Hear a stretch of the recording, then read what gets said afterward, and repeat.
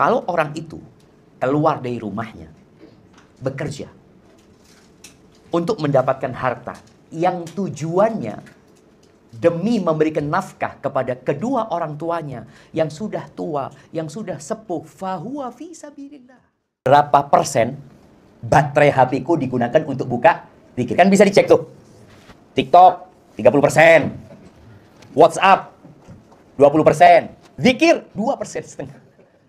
Selamat datang di channel Kalam Syiar FM.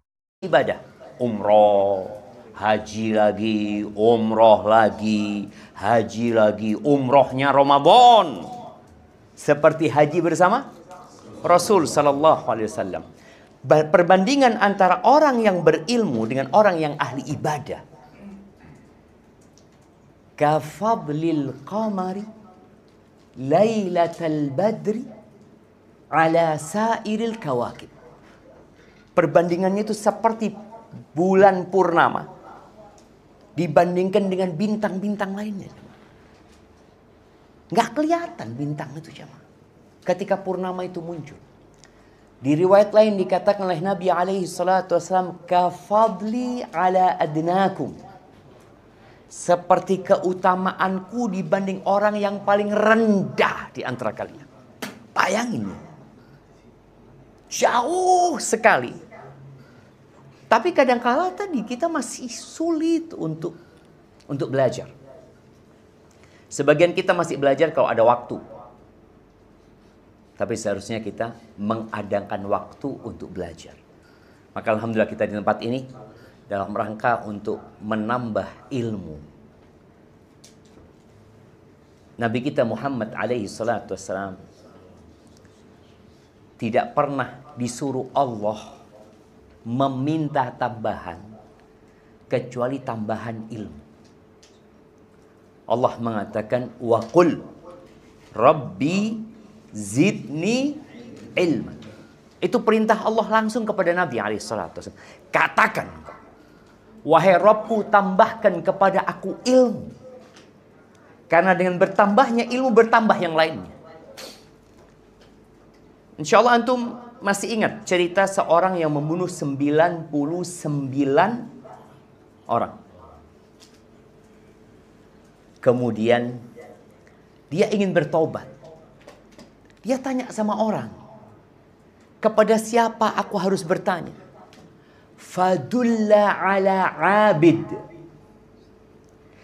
Dia diarahkan untuk menjumpai abid, orang yang ahli ibadah, bukan orang berilmu. Di masyarakat kita itu orang yang rajin ke masjid disebut apa? Biasanya alim. Alim fulan. Padahal alim itu untuk yang berilmu, tapi disebut alim karena dia rajin ibadah, ya. Dia selalu puasa Senin Kemis. Maka dianggap orang alim. Ini yang membunuh 99 orang datang kepada orang yang ahli ibadah. Cerita dia. Aku sudah membunuh 99 orang. Fahalli min taubah. Apa sih mungkin aku ini? Orang ahli ibadah itu kan benci kesehatan. Iya, dia ahli ibadah, dia dekat sama Allah. Kata dia nggak ada lagi, engkau sudah bunuh 99 orang. Nggak ada. Kemudian dia tanya lagi, adakah orang yang berilmu? Tadi bertanya kepada orang yang berilmu, dikasih arahan. Apa yang menghalangmu dari pintu taubat? Masya Allah, turun hujan. Nah, ahlan wa sahlan. Jazakallahu khair. Ana minta maaf ya. Minta maaf kita nih jamaah. Soalnya ana lihat yang lainnya dapat air, cuma Ustadz yang dikasih.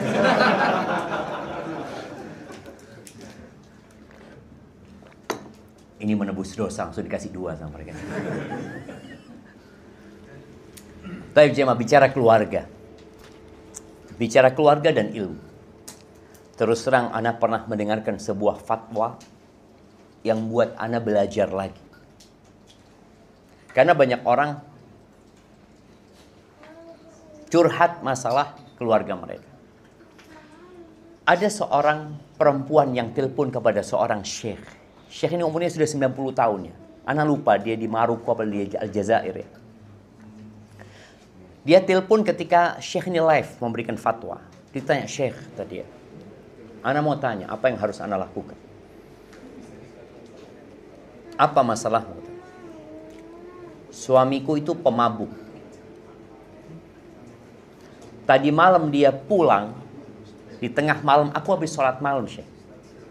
Dan aku sedang membaca Al-Quran. Dia masuk rumah, Quran itu dia robek-robek, Syekh. Kemudian dia buang. Lakukan. Apakah ana khulu? Bertanya kepada perempuan ini.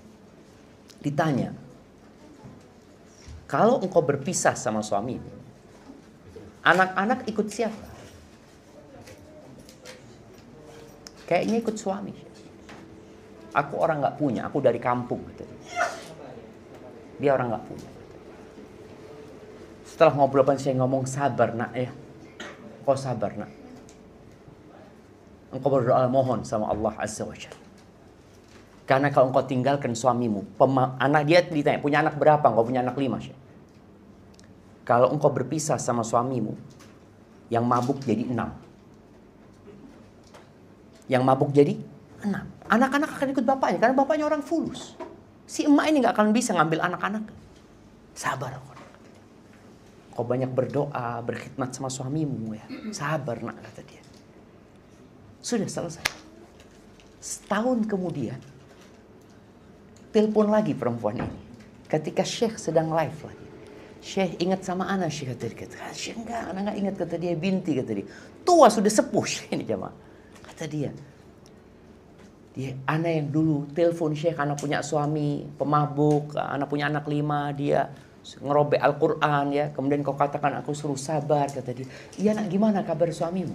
Alhamdulillah Syekh, suami ana sekarang yang buka pintu masjid kalau sholat subuh. Bayangin jemaah. Itu pentingnya ilmu. Ditambah lagi pengalaman yang panjang sehingga dia tahu memberikan fatwa itu nggak saklek gitu ya. Ya sudah bisa gitu. Enggak. Memang kalau bicara secara hukum agama, boleh nggak dia gugat cerai? Sangat boleh sekali. Dapat suami yang kayak gitu sangat boleh sekali. Tapi tatkala berpikir keluarga ini bisa menjadi ladang pahala kalau engkau bersabar, dan terjadi, namun butuh kesabaran jemaah. Maka tadi itu pentingnya ilmu. Allahumma salli wa sallim ala sayyidina wa maulana Muhammadin wa ala alihi wa ashabihi ajma'in. Ya Allah, semoga salawat dan salam senantiasa tercurahkan untuk baginda Nabi kita Muhammad alaihi salatu wassalam, untuk keluarga beliau, untuk istri-istri beliau, untuk putra-putri beliau, dan untuk seluruh sahabat Nabi, dan semoga Allah meridhai kita bersama mereka. Amma ba'd, ahibati fillah.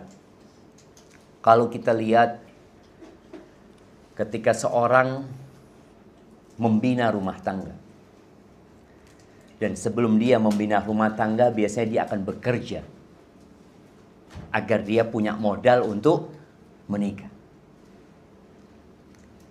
Pernah suatu hari Nabi alaihi salatu wassalam bersama para sahabatnya melewatin seorang pemuda yang gagah perkasa, yang kerjanya semangat sekali. Akhirnya para sahabat memberikan komentar. Laita hadza fi sabilillah, kata dia. Mereka mengatakan semangat dia, kerja keras dia, dedikasi dia dalam jihad di jalan Allah bukan untuk ngumpulin fulus. Sayang gitu loh. Sayang sekali orang bekerja tapi untuk dunia gitu. Akhirnya Nabi alaihi salatu wasallam meluruskan pandangan para sahabat ini. Beliau mengatakan kepada para sahabat ini, in kana kharaja yas'a ala abawaini syaikhaini kabirain fahuwa fi sabilillah. Kalau orang itu keluar dari rumahnya bekerja untuk mendapatkan harta yang tujuannya demi memberikan nafkah kepada kedua orang tuanya yang sudah tua, yang sudah sepuh, fahuwa fi sabilillah. Bayangin, antum bekerja. Dan kita lihat ya, di kota-kota besar ini setiap pagi orang itu rame di jalanan. Bisa nggak capeknya mereka, lelahnya mereka yang sampai dikatakan orang-orang kota besar ini hidupnya habis di jalan gitu. Ketemu sama anak, aduh sedikit sekali dia. Ketemu sama istri, mungkin di malam hari. Kata Nabi SAW, kalau dia keluar dalam rangka memberikan nafkah kepada kedua orang tua yang sudah sepuh, fahuwa fi sabilillah. Dia tuh di jalan Allah gitu loh. Jangan dianggap dia itu nggak dapat pahala. Yang kedua, in kana kharaja yas'a ala auladin lahu sigar fahuwa fi sabilillah. Kalau dia keluar bekerja, kadang-kala kita tahu orang kampung berangkat ke kota besar merantau jamaah. Pulang 2 bulan sekali, pulang 3 bulan sekali, ada yang 4 bulan sekali baru pulang, ada yang merantau mungkin ke Malaysia, ada yang merantau mungkin ke tempat lainnya. Dan dia pulangnya jarang. Kalau tujuan dia untuk memberikan nafkah kepada anak-anak yang masih kecil, ingin anak-anaknya tumbuh besar, mendapatkan pendidikan yang layak, sehingga menjadi anak-anak yang soleh, soleha, fahuwa fi sabilillah. Dia di jalan Allah. Yang ketiga, wa in kana kharaja yas'a yu'iffu nafsahu. Kalau dia bekerja dalam rangka mencukupi dirinya, supaya dia tidak menjadi benalu di keluarganya. Nggak minta terus. Kan ada sekarang kita lihat anak-anak muda yang sampai lulus kuliah masih merepotin orang tuanya. Dulu lulus SMP kerja. Anak tanya sama Abah Hana. Bah, Abah lulus SMP? Enggak. Kelas 2 SMP berhenti. Naik kelas 3. Nah kerja sudah. Karena rata-rata orang sekarang sekolah buat apa? Kerja. Dia nunggu kerja lulus kuliah. Setelah lulus kuliah ngapain? Ngelamar kerja. Padahal seharusnya dia udah bisa bekerja sebelum itu. Nih kalau orang ini keluar bekerja dalam rangka mencukupi dirinya. Supaya tadi nggak jadi benalu. Ngerepotin orang lain, ngerepotin orang tuanya. Karena kita tahu orang-orang yang nganggur itu biasanya akan berdampak negatif kepada keluarga, kepada masyarakat juga. Nantinya supaya dia menjaga kehormatan dirinya, fahuwa fi sabilillah. Ini orang di jalan Allah Azza wa Jalla. Satu, sama-sama kerja. Sama-sama tiap pagi keluar dari rumahnya, pulang malam sama. Tapi bedanya yang keempat ini, in kana kharaja yas'a riya'an wa mufakharatan fahuwa fi sabilillah. Kalau dia bekerja dalam rangka pamer kekayaan, untuk berbangga-banggaan di hadapan, maka sayang sekali kalau kita bekerja capek, ternyata fi sabili syaitan. Oh enggak, anak demi keluarga. Iya, niat itu di hati. Enggak perlu diucapkan di lisan. Maka tolong semua yang sudah punya keluarga nih, yang sudah berusaha untuk bermuhasabah. Kita itu perlu punya waktu.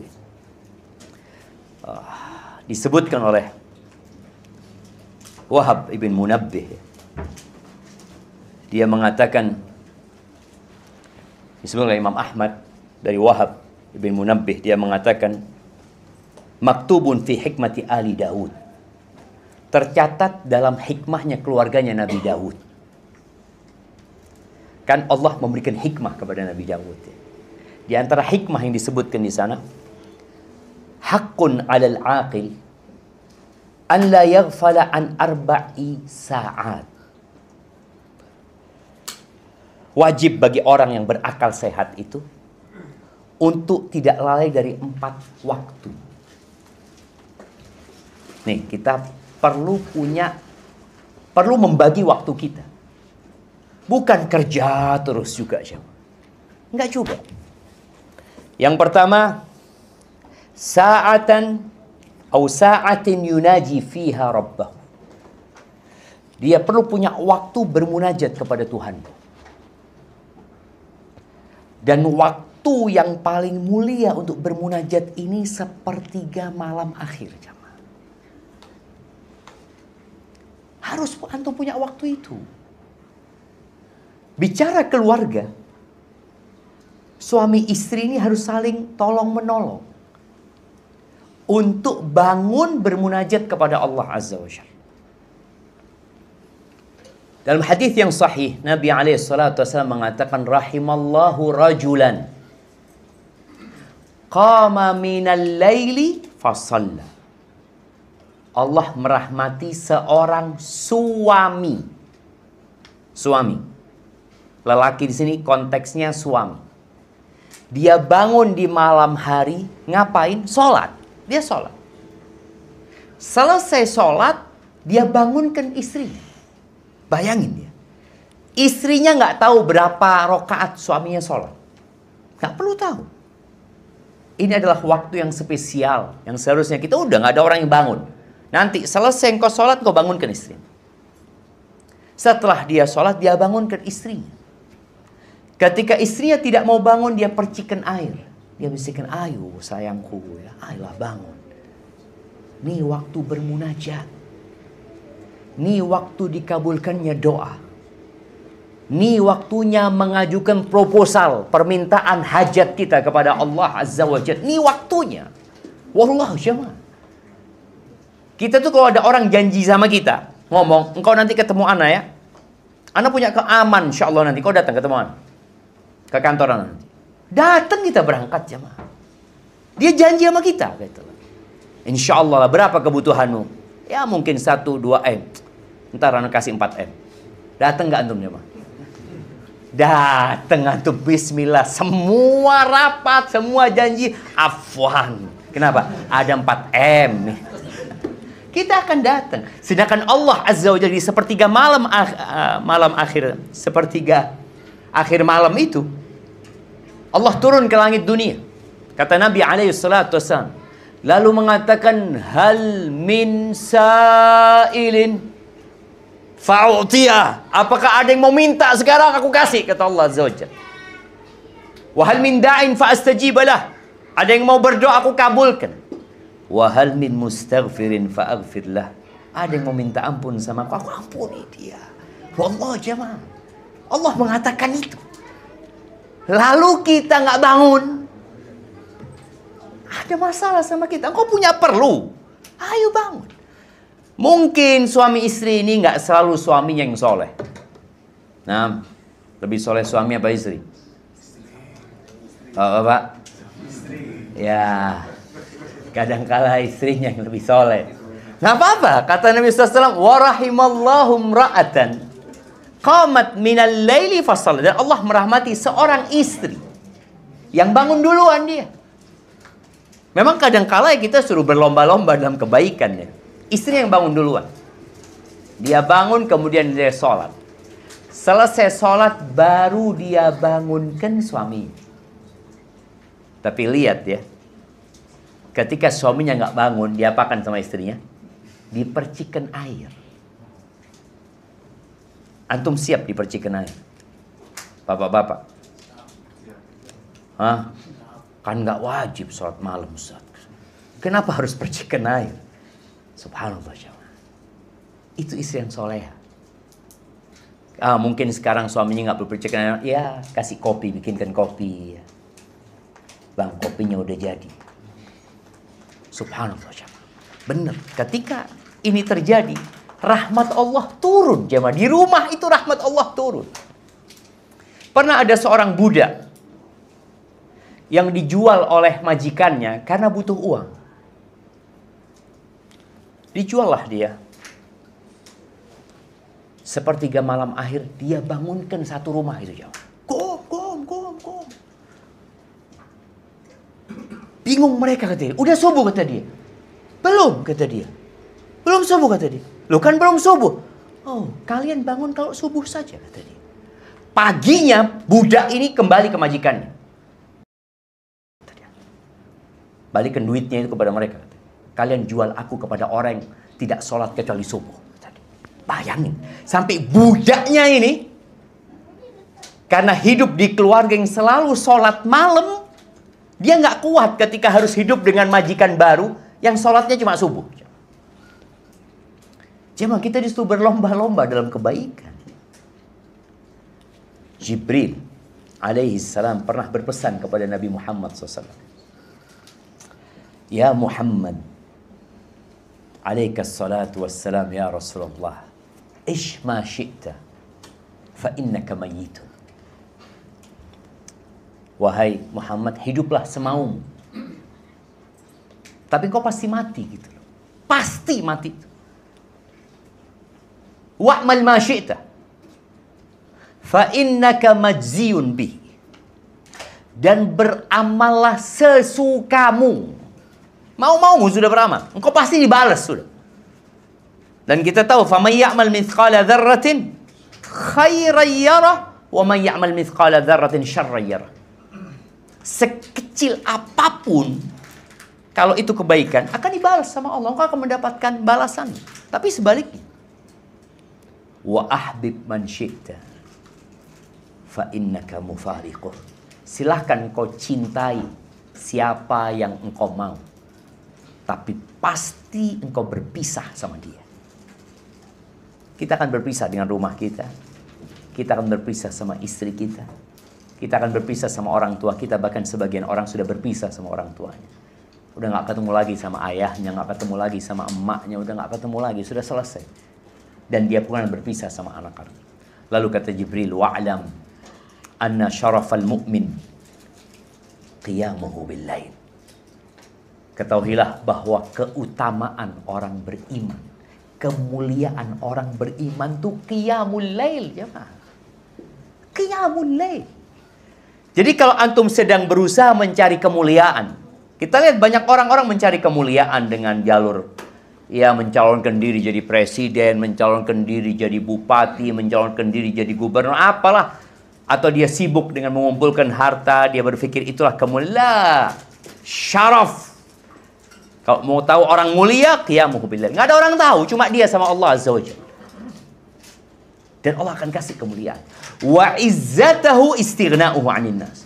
Dan kehormatan dia ketika dia tidak bergantung dan tidak butuh sama manusia, enggak. Itu kemuliaan dan kehormatan.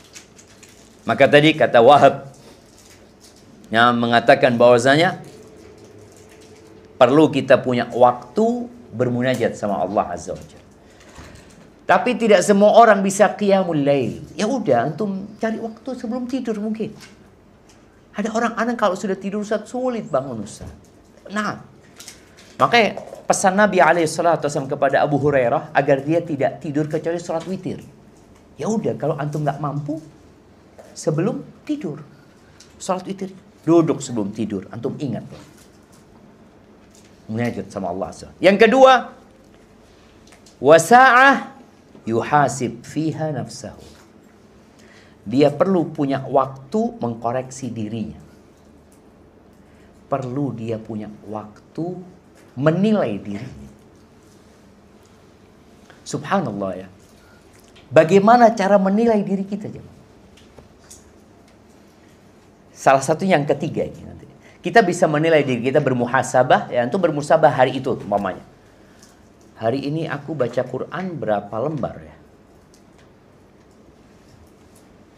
Kayaknya nggak ada baca Quran.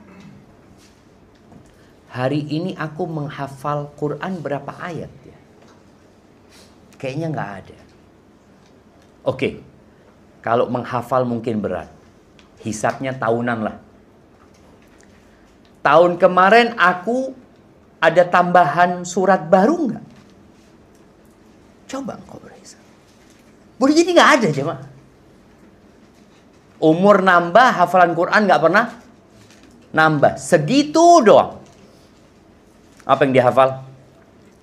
Qul huwallahu ahad. Qul a'udzu birabbil falaq.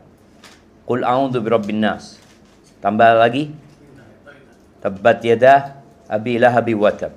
Idza jaa nasrullahi wal fath. Inna a'tainakal kautsar. Terus wal asri innal insana lafi khusr. Apa lagi? Qul ya ayyuhal kafirun. Apa lagi? Al-fil. Tambah At-takatsur ara'aital ladzi yukadzibu bid-din. 10, 11, 12. Umurnya sudah 30 tahun. Masa nggak ada nambah? Umurnya udah 35 tahun. Masa tetap hafalan Qur'annya? Ini salah satu model bermuhasabah ya. Banyak model lain. Ini dalam bab Quran, dalam bab sedekah. Coba antum lihat. Antum duitnya nambah nggak? Ya, nambah Ustaz. Dulu gaji ana 2 juta. Waktu gaji antum 2 juta, antum sedekah berapa? Alhamdulillah Ustaz. Ana waktu itu sedekahnya 200.000. Berarti berapa persen? 10%. Sekarang gaji, alhamdulillah sudah 10 juta. Sedekah tetap 200.000. Antum bisa lihat. Nggak naik jamaah. Teman, ingat ya, bahwasanya hisab pada hari kiamat itu persentase. Bukan dengan jumlah nominal. Bukan. Oh, ini fulan sedekah 100 juta. Apa? Boleh jadi yang sedekah 2.000 lebih banyak yang 2.000 daripada yang 100 juta. Karena persentase tadi. Nabi alaihi salatu wasallam mengatakan sabaqa dirhamun mi'ata dinar. 1 dirham bisa mengalahkan 100 dinar. 100 dinar itu 4 on seperempat. Iya. 4 on seperempat jamaah. Bisa mengalahkan 1/10 dinar. 1 dirham itu 1/10 dinar. Ya berarti berapa jemaah? Kalau emas itu, kalau 4 gram setengah itu sekarang berapa? 10 juta? Anggap 10 juta lah. Berarti 1 dirham ini 1 juta. 1 juta bisa mengalahkan 1 miliar. Kok bisa? Para sahabat heran. Maka Nabi alaihissalatu wasallam menjelaskan. Itu orang yang sedekah 1 dirham, dia punya 2 dirham. Hartanya cuma 2 dirham. Kan ada orang yang kerja hari itu makan, ya udah, besok ya besok kata dia. Ada orang butuh dia kasih, separuh dia bagikan hartanya. Dia mungkin dapat duit hari itu 100.000, 50.000 dia berikan kepada orang. Atau dia masuk masjid dia taruh 50.000. Dia bawa pulang. Setengah hartanya, 50%. Itu yang sedekah 1 miliar, yang 100 dinar, uangnya itu setumpuk di gudang jemaah. Ngambil segini doang dia. Dia taruh, dia bagikan. Makanya orang lain itu nggak bisa menghisap kita. Kita yang tahu bagaimana menghisap kita. Orang itu hanya bisa mengatakan jazakallah khair, barakallahu fik, wallah fulan sedekahnya ente kalau tahu. Dia sekali sedekah 100 juta. Ke sana 100 juta. Orang itu beranggapan banyak. Tapi kita karena persentase sedekah 1 miliar, duitnya 1 triliun, berapa persen? Aduh, fulan bakhil. 1 miliar itu hitungannya bakhil. Tuh yang sedekah 50.000, itu yang khair. Itu yang khair. Cuma kan orang memandang selalu nominalnya. Enggak, dia cuma 50.000 dia. Dia cuma punya 100.000, bayangin. 50% hartanya disedekahkan. Makanya Allah itu maha adil. Maka gimana orang miskin bisa ngalahkan orang kaya? Sama-sama sedekah kalau nggak punya uang. Tapi tadi persentase. Tolong bermuhasabah. Punya waktu bermuhasabah. Tadi bermuhasabah urusan niat kerjanya. Bermuhasabah urusan tadi kita bicara berkaitan dengan munajat sama Allah Azza wa Jal, punya waktu bermunajat berkaitan dengan Qur'annya tadi, engkau tambah nggak hafalan Qur'anmu ya. Kemudian zikrullah, antum bermuhasabah. Hari ini berapa kali antum baca la ilaha illallah wahdahu la syarikalah lahul mulku wa lahul hamdu wa huwa ala kulli syai'in qadir. Berapa kali antum baca? Kadang-kala kita, ya sudah habis sholat itu aja. Nggak ada tambahan. Kita bisa pegang handphone, scrolling itu 1 jam, hilang waktu kita. Tapi kita enjoy aja. Dan mungkin salah satu caranya, antum download aplikasi zikir. Sehingga malam hari antum bisa lihat berapa persen baterai HP-ku digunakan untuk buka zikir. Kan bisa dicek tuh. TikTok 30%, WhatsApp 20%, zikir 2,5%. Dia lihat, Quran belum ada, masih 0 jemaah. Itu cara kita bermuhasabah. Kalau kita nggak bermuhasabah sekarang, ya kita akan datang pada hari kiamat merasa sudah banyak kebaikan kita, ternyata enggak. Taib. Yang ketiga, itu tadi cara bermuhasabah ya dirinya. Ternyata Wahab mengatakan dalam Hikmah Al-Dawud, wasa'ah yakhlu fiha ma ikhwati alladzina yukhbirunahu bi'uyubihi wa yasduqunahu an nafsi. Dia perlu punya waktu sama sohib-sohibnya, minta koreksi. Penilaian diri itu bisa dengan diri kita tadi bermuhasabah, bisa dengan minta pendapat orang. Dan sekarang ada Google Form. Ada Google Form kan? Antum punya kawan umpamanya 10. Tolong antum koreksi diri ana. Gak usah sebut nama. Kalau sebut nama kan akhirnya kita ketemu, aduh, ini fulan yang ngeritiki ana kayak gini. Jangan, gak usah sebut nama. Kalau orang dulu suka jamaah, kalau ada yang ngeritik itu suka banget. Sampai Umar bin Khattab mengatakan, radhiyallahu anhu, rahimallahu rajulan ahda ilaina uyubana. Semoga Allah merahmati orang-orang yang menghadiahkan kepada kami aib-aib kami. Terus terang kadang-kala kita itu nggak melihat kita punya aib. Contoh nih, di belakang punggung antum, di punggung antum ini ada bekas cat warna putih karena antum nempel di tembok, kemudian membekas tuh putih. Antum kelihatan? Nggak kelihatan. Siapa yang kelihatan? Orang lain. Maka di sini kenapa kita butuh sama orang lain untuk mengkoreksi diri kita? Dan Nabi SAW mengatakan al-mu'min mir'atu akhi. Mukmin itu cermin buat saudaranya. Antum bisa lihat. Maka anak kadang-kala ngelihat, ternyata miring anak punya topi. Kadang-kala tim mengatakan dari jauh, anak paham, topi anak miring gitu. Karena anak nggak ngelihat, anak nggak ngelihat diri anak. Orang lain yang melihat diri anak. Antum pun sama seperti itu. Kadang-kala kita merasa udah baik. Kita merasa enggak, anak udah baik. Tapi ada orang yang mengatakan, enggak, antum sombong. Tuh dari mana? Setiap kali antum ngobrol selalu ana, aku, saya. Jarang antum mendengarkan orang lain. Selalu jadi aktor kalau berbicara. Nah, jangan. Ini koreksi dari teman. Makanya tadi, kalau antum bisa punya waktu sama teman-teman, duduklah. Tolong koreksi anak. Cuma kadang-kadang tadi, malu teman kita mau ngoreksi kita. Maka sekarang pakai apa? Google Form. Atau ada aplikasi lain lah ya. Kita minta sama dia. Kalau enggak dibikin dulu. Supaya kita tahu indikatornya apa aja gitu ya. Kita bikin, dia tinggal contreng. Supaya kita kan ada akhlak-akhlak buruk itu. Mau bakhil ya. Itu akhlak buruk ya. Kemudian sulit mendengarkan nasihat ya. Termasuk akhlak buruk. Kemudian ambisi duniawi ya, hubbud dunya dikatakan ra'su kulli khati'ah. Terlalu cinta sama dunia, jemaah. Kemudian ada orang yang termasuk akhlak buruk itu suka marah, emosi. Kalau emosi sudah jangan ditanya.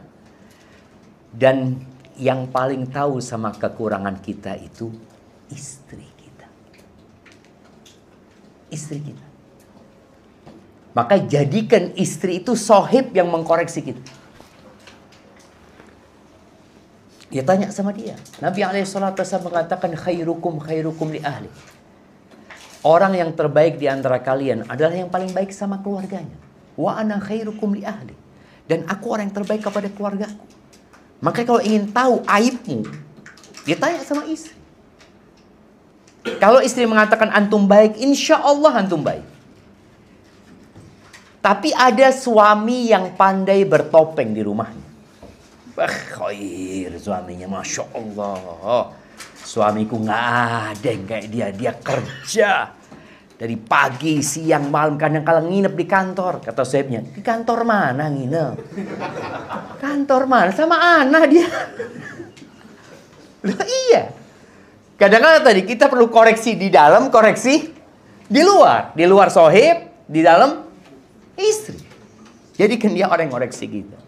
Dan para istri juga, para istri itu perlu koreksi. Dia perlu. Kadangkala kita ini baca status kawan kita, langsung kita tersindir jemaah. Kayaknya fulan ini nyindir ana ya. Apalagi mak-mak itu karena perasa ya. Sampai ada beberapa orang kalau bikin status itu dikecualikan fulana. Jangan sampai fulana itu baca. Nanti fulana akan ngomong, kok nyindir ana ya? Maka dia kecualikan. Pernah ada seorang ustaz khutbah Jumat. Kita tahu khutbah Jumat ini yang dengar banyak orang. Habis khutbah Jumat, ustaz ini diundang makan sama salah satu jamaah. Ustaz makan tempat ana ya. Habis makan ditanya ustaz ini. Ustaz afwan, ustaz tadi nyindir ana ustaz. Subhanallah. Ini khutbah Jumat. Dia merasa disindir sama ustadznya karena dia melakukan apa yang dia omongkan sama ustadznya. Padahal ustadz nggak ada maksud nyindir dia. Kata ustadznya, alhamdulillah kalau antum merasa tersindir. Ana nggak nyindir siapa-siapa. Ana nyampaikan kepada semua yang hadir tadi di masjid. Maka tadi, kalau ada orang yang ngeritiki kita, kemudian kita baca status orang, kok kayaknya ana banget yang dia maksud ya. Ya jadikan itu bahan koreksi. Kita butuh jemaah. Baik, ana minum dulu jemaah. Bismillah. Alhamdulillah. Enak ternyata airnya jemaah. Jazakallahu khair jemaah. Baik, yang ketiga wasa'ah yatakhalla fiha baina nafsihi wa baina ladzatiha fima yahillu wa yajibul. Yang keempat itu dia perlu waktu untuk menyendiri dengan dirinya untuk menikmati kelezatan yang halal dan indah. Butuh jemaah. Jadi nggak semuanya ngaji terus ya. Ngaji enggak. Perlu waktu kita refreshing, rekreasi, makan bareng-bareng ya. Kulineran umpamanya lah. Sekali-kali boleh. Pokoknya yang halal dan yang indah, nggak apa-apa. Liburan kayak. Lalu dikatakan fa inna fi hadhihi sa'ah, di waktu yang keempat ini aunan ala tilka sa'at wa ijmaman lil qulub ya. Ini menjadi penolong untuk 3 waktu tadi. Dan untuk merehatkan hati. Supaya nggak terlalu capek. Maka kita tuh dalam keluarga jangan selalu kajian sama keluarga datang sini baca Quran. Tuh, ajaklah sekali-kali istrinya. Jalan kek, liburan kek, anak-anak juga diajak. Jadi jadikan keluarga ini benar-benar ladang pahala. Karena sejatinya ketika Nabi SAW menyampaikan kepada para sahabat berkaitan dengan orang-orang yang menimbun harta. Walladzina yaknizuna adh-dhahaba wal fiddah thumma la yunfiqunaha fi sabilillah. Orang-orang yang menimbun emas dan perak kemudian mereka tidak menginfakkan di jalan Allah Azza wa Jalla, itu diancam neraka, diancam disetrika dengan hartanya jemaah. Maka para sahabat tanya, "Ya Rasulullah, lau alimna ayya malin khair." Kalau kami tahu harta apa yang paling baik, kami akan berusaha untuk mencarinya. Ayya malin afdal. Apa yang paling afdal daripada harta yang diburu oleh manusia? Kata Nabi SAW 3. Siapa yang menyebutkan? Ada hadiahnya? Yang bisa jawab. Ada hadiahnya enggak? Ada. Tinggal ngomong ada. Susah banget ngomong ada. Nah, fadhal. Siapa yang mau jawab? Nah, fadhal. 3. Iman. Keluarga.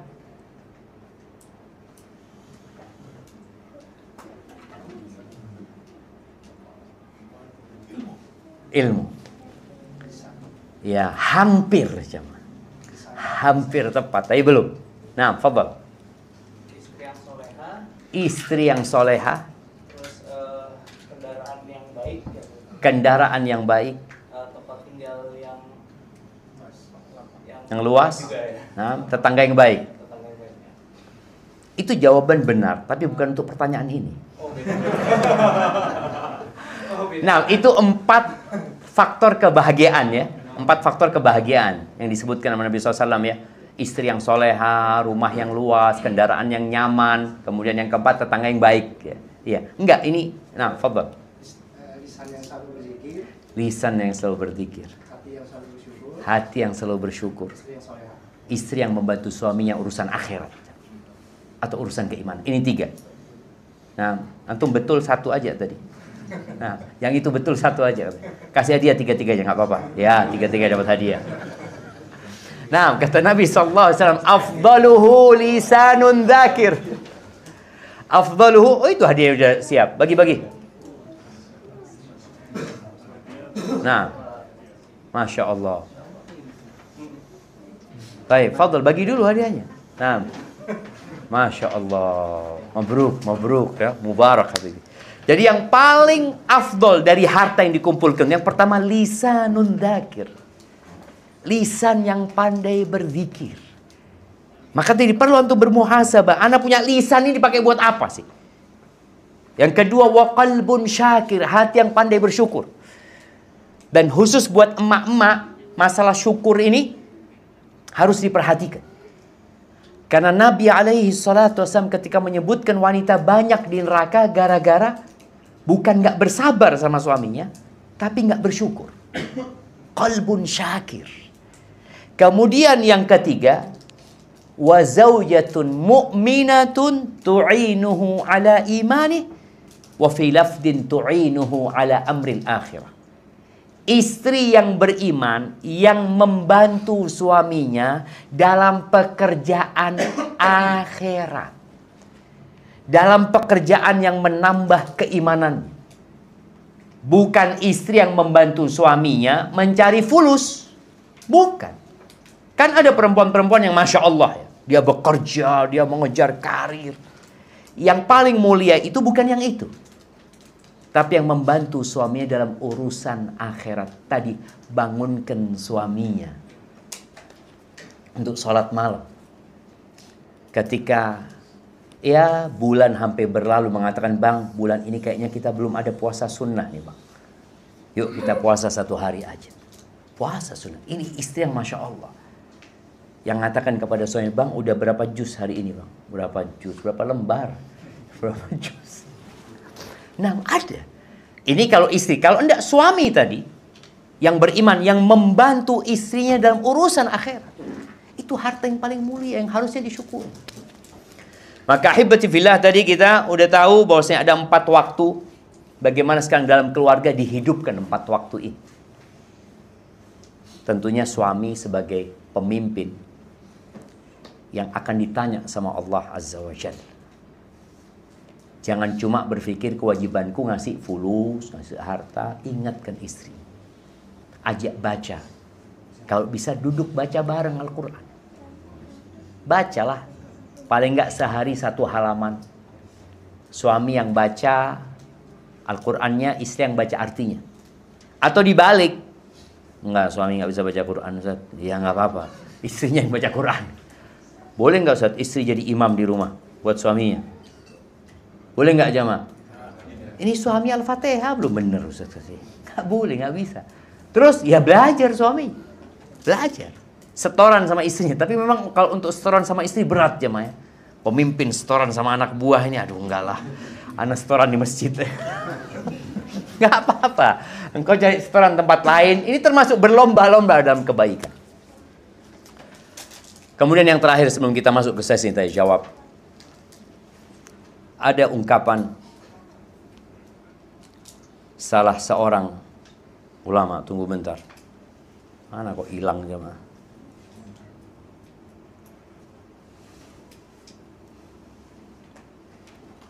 Iya.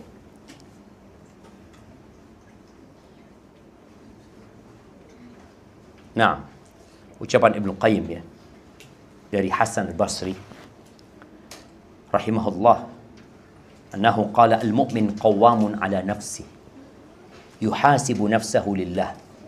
Orang mukmin itu adalah orang yang selalu mengevaluasi dirinya untuk Allah Azza wa Jalla. Karena kita semua akan berjumpa sama Allah tanpa ada penerjemah. Tanpa ada penerjemah. Istri kita juga akan dihisap sendiri. Kita akan dihisap sendiri. Tapi yang jadi masalah, kita juga akan dihisap dalam rangka mempertanggungjawabkan istri dan anak-anak kita. Wa inna ma khaffal hisab yaumal qiyamah ala qaumin hasabu anfusahum fid dunya.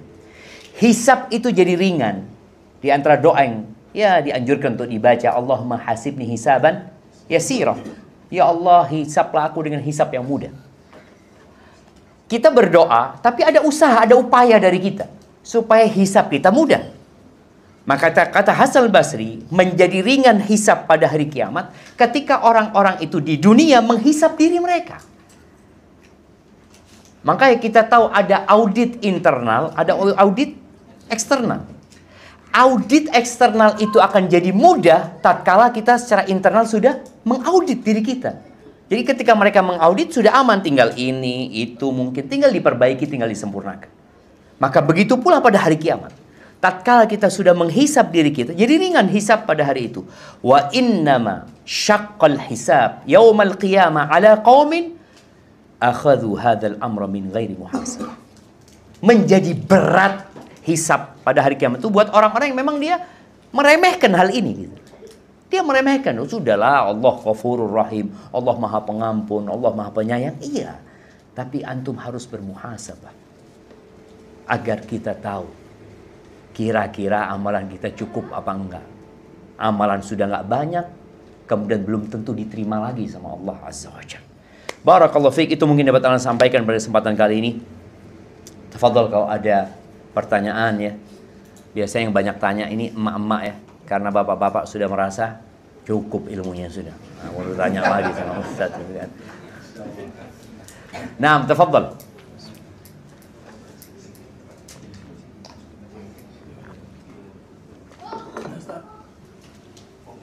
Mic-nya cuma satu. Allahu Akbar. Ini ada nih.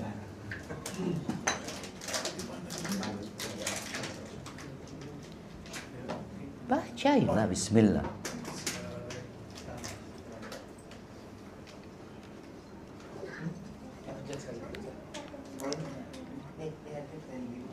Oh, itu ada. Oh, mak-mak kemana-mana WA-nya. Makanya perlu dihisap itu. Sini Anda bacain sudah. Jazakallah khair. Pertanyaan titipan fulana. Insyaallah. Assalamualaikum Ustaz. Waalaikumsalam warahmatullahi wabarakatuh. Semoga Ustaz beserta keluarga diberikan rahmat dan lindungan Allah Azza wa Jalla. Amin. Mohon beri sarannya Ustaz untuk kedua orang tua kami. Usianya saat ini 60-70 tahun. Di rumah mereka beberapa tahun ini komunikasinya sudah semakin tidak baik. Umur berapa jamaah? 60-70. Tidur juga pisah ranjang. Umur berapa pisah ranjang? 60-70. Sang bapak dan ibu masing-masing mengeluhkan kekurangan pasangannya kepada anak-anaknya. Masing-masing inginnya pasangannya berubah.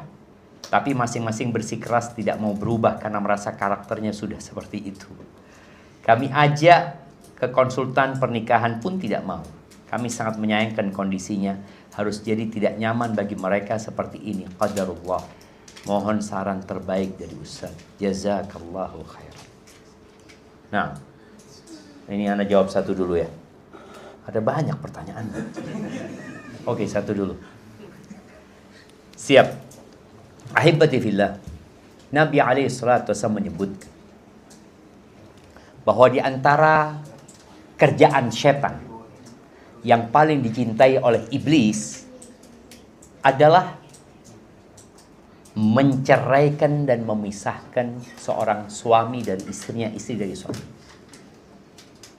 Sedih jamaah ya, ketika melihat orang sudah sama-sama tua yang seharusnya mendekatkan diri kepada Allah, namun keduanya mempertahankan egonya masing-masing. Maka apa yang perlu dilakukan buat anak? Karena pernah anak menjumpai sama kira-kira 60-70. Mereka berangkat umroh, sang anak bawa orang tuanya, pulang umroh. Ketika umroh sempat konsultasi sama anak, pulang umroh cerai. Cerai. Artinya iblis berhasil. Allah Azza wa Jalla mengatakan di surat Fatir ayat 15 ya. Ayat 5. Allah mengatakan, ya ayyuhan nas, inna wa'dallahi haqq, fala taghurrannakumul hayatud dunya, wala yaghurrannakum billahil gharur. Wahai umat manusia, sesungguhnya janji Allah itu benar. Allah janji bahwa semua akan sirna dan Allah akan membangkitkan orang-orang mati nantinya. Kalian jangan tertipu dengan kehidupan dunia. Dan jangan mau ditipu sama tukang tipu. Maka seorang anak perlu memahamkan kepada orang tuanya bahwa ada setan yang selalu hadir untuk memisahkan kalian berdua. Kalau keduanya ini saling melihat kepada kekurangannya, itu yang diinginkan setan. Sedangkan perintah agama, lihatlah kepada kelebihannya. Ada orang yang curhatlah tentang suaminya. Dia sebutkan semua kejelekan suaminya. Terakhir Anda ngomong, maaf mbak, suami mbak nggak punya kebaikan. Ya ada lah Ustaz. Coba sebutkan kebaikan-kebaikan suami. Mulai dia sebutkan 1, 2, 3, 4. Lalu dia, Ustaz, jazakallah khair Ustaz. Ya Ustaz, makasih banyak sudah. Selesai. Dia nggak jadi ngelanjutkan curhatnya. Karena dia lupa dengan kebaikan-kebaikannya. Ketika dia ingat, iya suamiku punya kekurangan. Tapi dia Masya Allah. Dia baik, satu dia sebutkan. Maka bagaimana anak ini sekarang, ketika orang tuanya curhat kekurangan masing-masing dari orang tuanya, bagaimana dia ngomong, iya bapak punya kebaikan nggak bu? Coba ibu sebutkan berapa tahun ibu hidup sama bapak?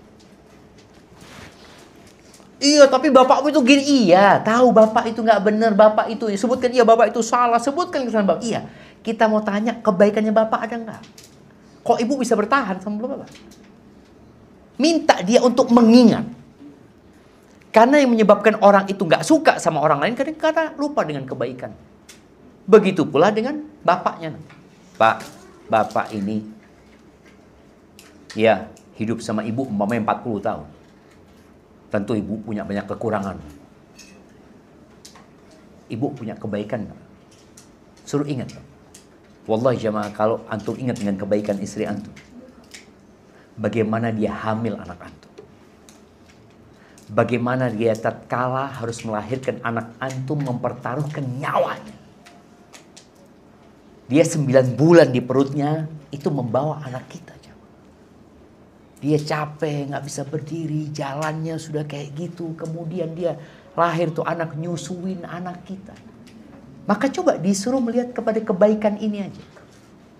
Mudah-mudahan dengan melihat kepada kebaikannya itu, ya keburukannya sudah. Semua orang punya keburukan. Kadang-kala tadi kita mau merubah keburukannya udah repot ya. Mereka nggak mau, udah. Kalau mereka nggak mau itu urusan mereka. Tapi bagaimana tiap orang melihat kepada kebaikan. Kata Nabi SAW, la yafraq mu'minun mu'minan. Nggak boleh ya, nggak boleh suami yang beriman benci sama istrinya yang beriman, nggak boleh. In kariha minha khuluqan, kalau ada karakter istri yang tidak dia sukai, radiya minha akhar, bukankah ada yang lain yang dia sukai? Kalau nggak ada kebaikan, ya ayah nggak akan nikah sama ibu nggak akan nikah sama ayah. Iya, jelas. Mereka punya kebaikan. Mungkin itu usaha anak ya, untuk membuat mereka mengingat. Kemudian diajaklah sekali-kali bapaknya ke tempatnya orang-orang miskin. Ajak bapaknya ke kuburan. Ibunya juga seperti itu. Supaya hatinya lembut.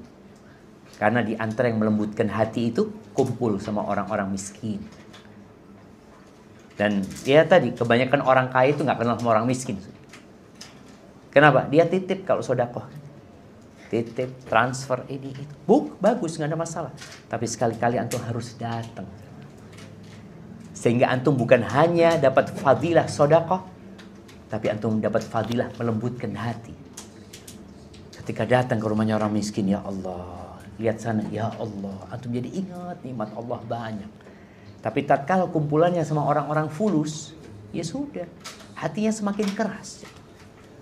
Maka tadi juga suami kalau dapat istri sudah mulai omongannya dunia ini itu macam-macam, sudah bismillah naik motor, sudah kemana kita carilah ke gang-gang situ. Kasih amplop istrinya, yuk ini bawa kita. Bagikan tuh. Sehingga dia pulang dari sana dia merasakan alhamdulillah. Bersyukur kepada Allah saja. Barakallahu fikum. Baik.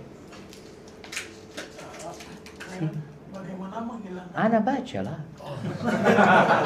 Antum nggak ada mic itu, di mana yang lainnya dengar? Yang mana ini? Atas bawah.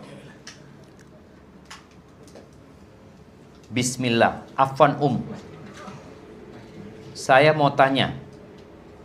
Jika ada istri yang sebelum menikah merasakan nikmatnya ibadah, tapi kenapa setelah menikah ibadah jadi terasa hambar? Bahkan mengerjakan sholat wajib dilakukan di akhir waktu. Dari awal menikah, suami sudah terbiasa mengakhirkan sholat wajib. Awalnya istri menasehati, tapi lama-lama istri juga ikutan sholat di akhir waktu. Bagaimana cara menumbuhkan rasa nikmat ketika beribadah setelah menikah, Ustaz? Kenapa bisa istri jadi ikutan suami yang sholat di akhir waktu, Ustaz? Padahal awalnya istri yang menasihati suami untuk sholat di masjid di awal waktu. Allahu Akbar. Iya, Ana pernah dengar fatwa seorang syekh yang ditanya tentang hal ini. Ana lupa apa Syekh Albani yang ditanya ya. Syekh itu tanya, di mana pelayananmu kepada suamimu? Dia mengatakan, Syekh, Ana ini sebelum nikah, Ana biasa sholat malam, biasa puasa sunnah, nikmat. Setelah nikah jadi hambar. Syekh tanya, bagaimana sikapmu kepada suamimu? Bagaimana penghargaanmu kepada suami? Bagaimana pelayananmu kepada suami? Sang istri langsung protes sama Syekhnya. Ya Syekh, Ana tanya, kenapa Ana tidak merasakan nikmatnya ibadah? Kenapa engkau balik tanya, bagaimana sikapku kepada suami? Apa hubungannya antara kelezatan ibadah dengan menghargai suami atau taat kepada suami? Syekh mengatakan, Rasulullah SAW bersabda, wala tajidul mar'atu halawatal ibadati hatta tuaddiya haqqa zawjiha. Seorang wanita, seorang istri tidak akan merasakan nikmatnya ibadah, lezatnya ibadah, manisnya ibadah sampai dia menunaikan hak-hak suaminya. Jadi ada hubungan yang erat. Kalau tadi perempuan tidak merasakan yang namanya nikmatnya ibadah, boleh jadi karena dia tidak berkhidmat kepada suami. Maka tolong para istri kalau ingin merasakan nikmatnya ibadah, berikan pelayanan yang maksimal. Kenapa? Karena ketika engkau melayani suamimu, itu ibadah. Tapi gara-gara ibadah ini tidak dilaksanakan, engkau kehilangan nikmatnya ibadah. Bayangin ya, bagaimana Rasul SAW menceritakan malaikat turun tangan, bidadari turun tangan dalam urusan rumah tangga. Seperti hadis Nabi SAW, "Idza da'ar rajul imra'atahu ila firashihi fa'abad Fabata ghadban la'anathul malaikatu hatta tusbih. Apabila seorang istri diajak sama suaminya ke ranjangnya, lalu istri ini enggan, nggak nurut. Mungkin dia capek atau ada alasan lain ya. Lalu suaminya marah, malam hari itu dia bermalam dalam kondisi marah. Maka istri ini akan dilaknat malaikat sampai subuh.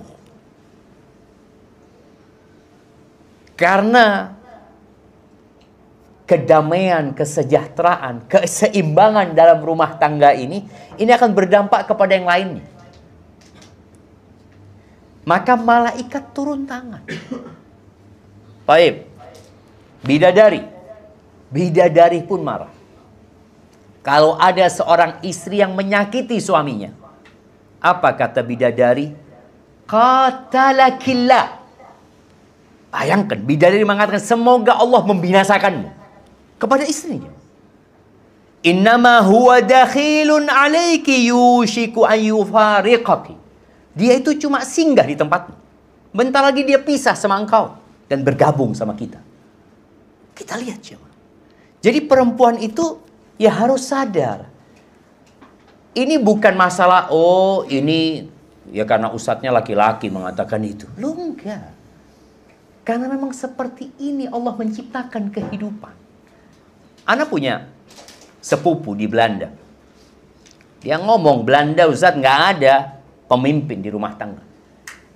Yang ada suami istri itu sejajar, setara gitu. Loh, terus gimana? Ya, mau gimana kata dia? Itu aturan yang ada di Islam. Dalam Islam enggak. Kehidupan ini tidak akan berjalan dengan baik kalau nggak ada pemimpin di dalam rumah tangga. Maka tolong tadi buat yang bertanya, kalau dia mengatakan dia tidak merasakan lezatnya ibadah, sepertinya pelayananmu kepada suamimu kurang. Perempuan itu nggak usah sholat qobliyah, nggak usah ba'diyah, nggak usah sholat malam, nggak usah sholat duha, nggak usah puasa Senin Kemis, nggak usah puasa Arafah. Kata Nabi SAW, idza shallatil mar'atu khamsaha, kalau perempuan sholat 5 waktu saja. 5 waktu saja. Artinya nggak ada sholat lainnya. Wasamat syahraha, dia puasa bulan Ramadan saja. Artinya kalau dia bermuhasabah, nggak ada. Ana nggak pernah sholat sunnah Ustaz. Ana cuma sholat 5 waktu. Baik. Nggak apa-apa, itu yang wajib. Kemudian puasa hanya Ramadan. Iya, itu yang wajib. Tapi ada lagi yang wajib. Wa ata'at zaujaha. Dia taat, dia nurut, dia patuh sama suaminya. Buat ibu-ibu, lebih berat mana? Sholat sunnah, qobliyah, ba'diyah sama nurut sama suami? Qobliyah, ba'diyah, Senin Kemis mudah. Tapi nurut sama suami? Loh Ustaz, Ana juga punya pendapat Ustaz. Tadi, nurut sama suami ternyata berat. Makanya cukup sholat 5 waktu, puasa Ramadan, taat sama suaminya. Menjaga kehormatan dirinya. Qila laha udkhulil jannah. Akan dikatakan kepada perempuan ini, silahkan masuk surga dari pintu mana saja. Mau masuk pintu jihad, fadol, pintu haji, padahal nggak pernah haji dia, boleh masuk.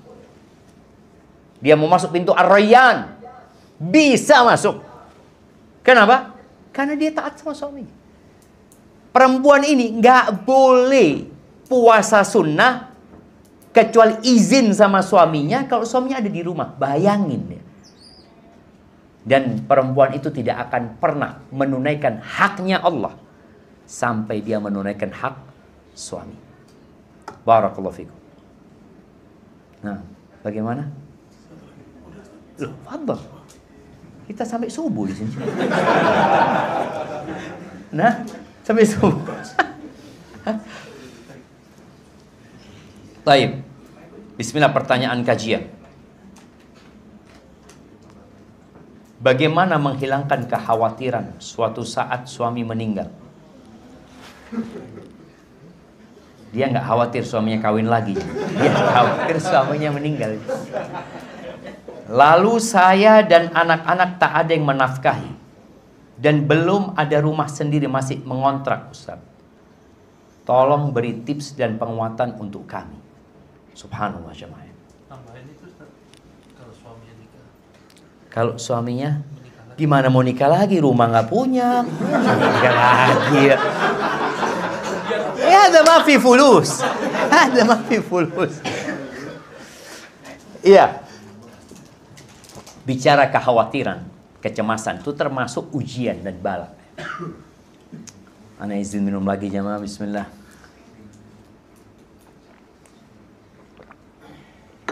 Alhamdulillah.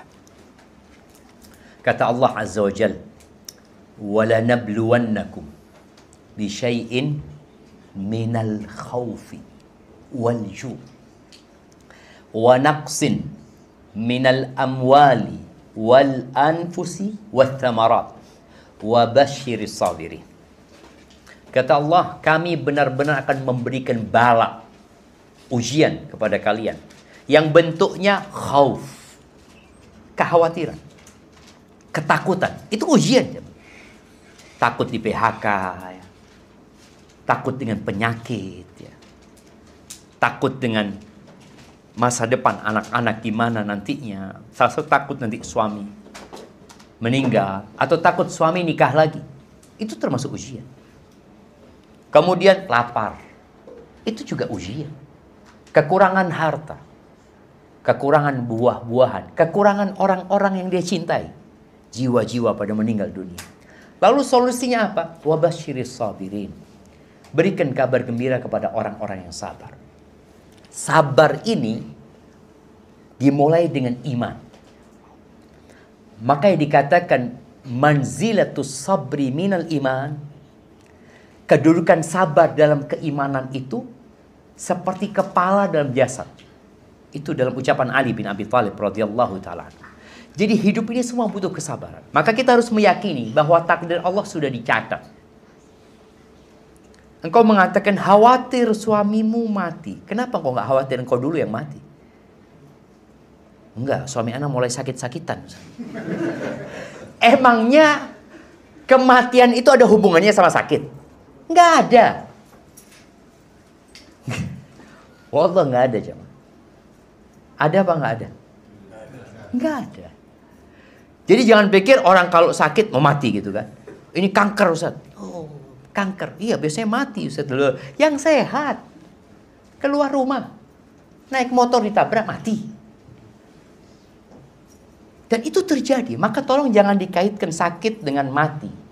Dokter pun mati walaupun nggak sakit. Maka buat seorang istri tadi ini, hendaklah dia menata kembali keimanan dengan takdir Allah Azza wa Jalla. Yang kedua, orang yang bergantung kepada seseorang, bergantung kepada sebuah pekerjaan, biasanya dia akan dikecewakan sama orang itu dan pekerjaan itu. Dan ana rasakan, ana rasakan. Haji kemarin, banyak orang mau pinjam fulus sama anak. Anak ngomong insya Allah habis hajian. Insya Allah habis hajian. Karena habis hajian dapat fulus gitu kan. Ternyata nggak ada berangkat haji kita jemaah. Orang itu anak, Ustaz gimana? Rencana mau pinjemin fulus habis hajian. Ya Allah, anak ngomong ya Allah, memang nggak boleh kita bergantung dengan pekerjaan. Ketika kita bergantung dengan usaha, dengan sesuatu, kita akan dikecewakan. Karena seharusnya kita bergantung sama siapa? Sama Allah Azza wa Jalla. Ana benar-benar, iya ya Allah minta maaf. Ana benar-benar minta ampun sama Allah Azza wa Jalla. Karena kita mulai tergantung dengan sebab. Kita lupa bergantung dengan yang menciptakan sebab itu. Maka tadi, anti yang bertanya ini bergantung sama suami. Dan biasanya akan ditinggal sama suaminya nanti jamaah. Maka tolong dirubah. Bergantungnya sama Allah Azza wa Jalla. Sebelum anti lahir, sebelum anti punya suami, sebelum anak-anak itu lahir, sudah ditulis rizki dan ajalnya. Jadi nggak usah khawatir gitu loh. Makanya subhanallah, ada seorang penjual buah-buahan ya. Ana lihat fotonya di apanya? Di rombongnya dia itu ada tulisan pakai bahasa Arab. Tulisan itu berbunyi Kaifa akhaful faqra wa ana abdul ghani. Dia mengatakan, gimana aku takut dengan kefakiran sedangkan aku hambanya yang maha kaya. Tadi kita perlu tumbuhkan, kita ini hambanya Allah. Allah itu yang punya langit 7 lapis tuh jemaah. Allah yang punya bumi ini jemaah. Tapi ketika kita bergantung sama fulan, sama Allah, kita akan dikecewakan. Maka tolong perbaiki keimanan. Allah mengatakan, wa may yattaqillah, ini di surat Talaq, surat perceraian. Wa may yattaqillah yaj'al lahu makhraja. Barang siapa bertakwa kepada Allah, takwa ini puncaknya iman.